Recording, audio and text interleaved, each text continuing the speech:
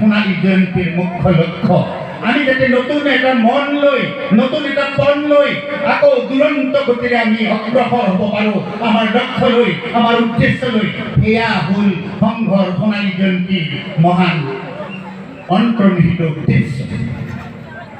গতিকে এইখিনি মুখ্য কথাকে লৈ ইয়াত সোণালী জয়ন্তী উদযাপন কৰা হৈছে।